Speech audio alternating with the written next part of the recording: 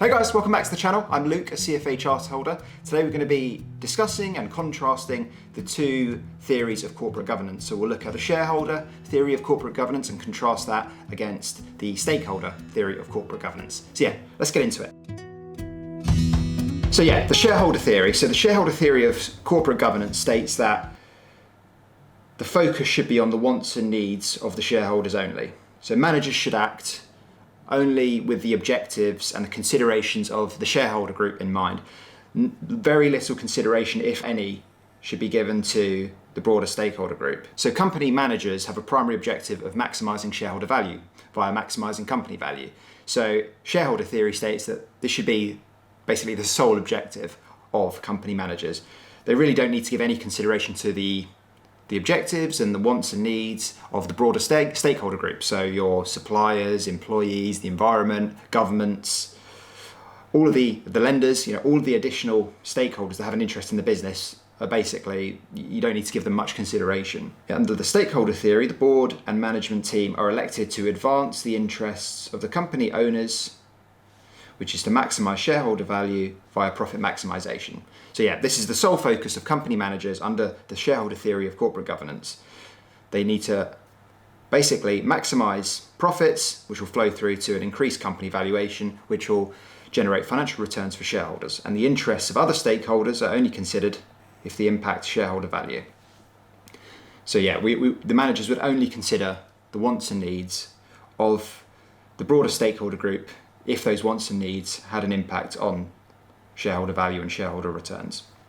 Okay, so let's contrast that with the stakeholder theory of corporate governance. So the stakeholder theory focuses on the wants and needs of all stakeholders in the company, not just the shareholders. It implies that good corporate governance should consider the interests of and create value for all stakeholders in the company. So yeah, the stakeholder theory is a much broader view. It considers the wants and needs of everyone who's associated with the business. The employees, the environment, government, broader society. So it's a much broader view than the shareholder view, which is focused on one set of stakeholders, the shareholders.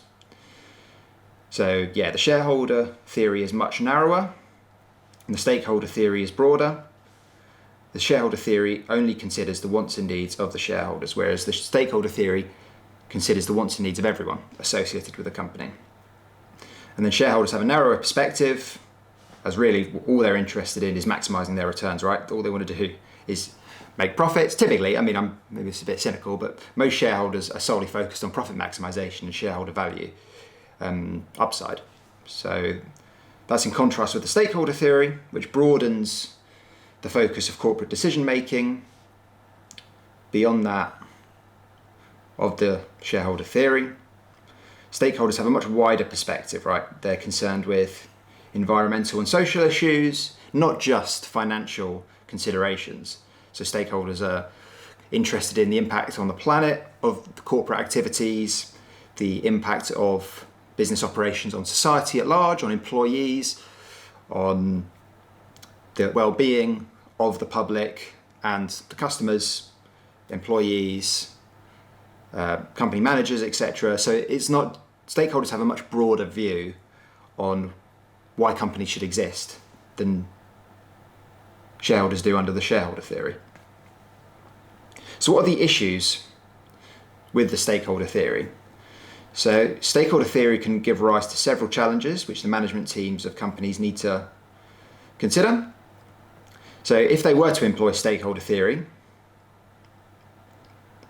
the balancing of multiple competing objectives that are set by stakeholders can create significant operational and decision-making complexity for managers.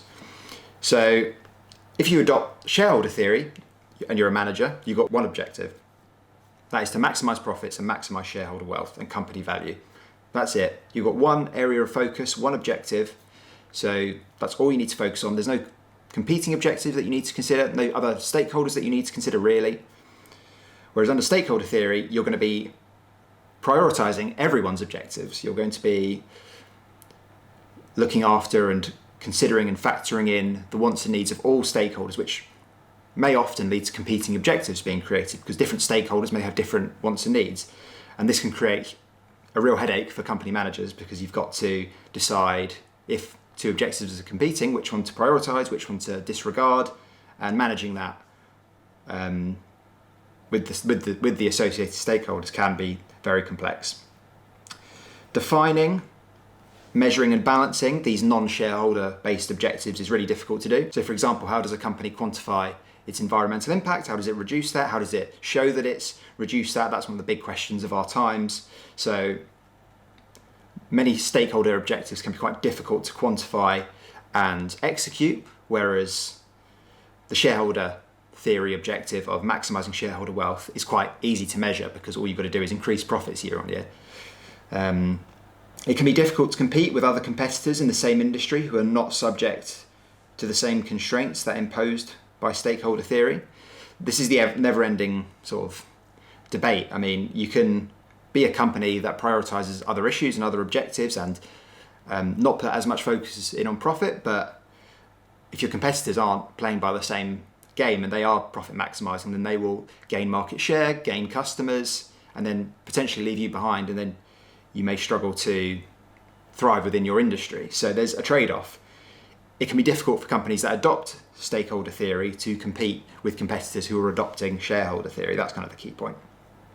And there are also costs associated with adhering to a higher degree of ESG standards, which can be cumbersome and can be quite large, and that can reduce firm profit.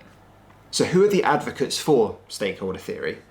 So there is a strong argument that shareholders may actually align more with stakeholder theory of corporate governance, particularly if they take a long-term perspective. So that sounds a bit counterintuitive. Why would shareholders align with stakeholder theory, which considers the objectives of all stakeholders in the business and not just their own? That sounds a bit counterintuitive, right? Surely if you're a shareholder, you want managers to focus solely on your objectives. You don't want, anyone else, the wants and needs of anyone else being considered. You've put the capital in, you've put the money in, surely you're all that matters. Well, there are actually some arguments that suggest otherwise. So for example, some shareholders would argue that if employees are well satisfied, i.e. they're happy with their work, paid well, getting development opportunities, working in a safe environment, their productivity would increase. Waste would decrease and employee turnover, i.e. people leaving the company, would fall. So that would mean less trainings required, and this increase in efficiency could lead to higher profits and therefore an uptick in shareholder value. So basically keeping your employees happy, keeping them well paid, providing them with development opportunities and learning opportunities and a safe working environment could lead to greater productivity, greater efficiency, lower costs, and therefore higher profit.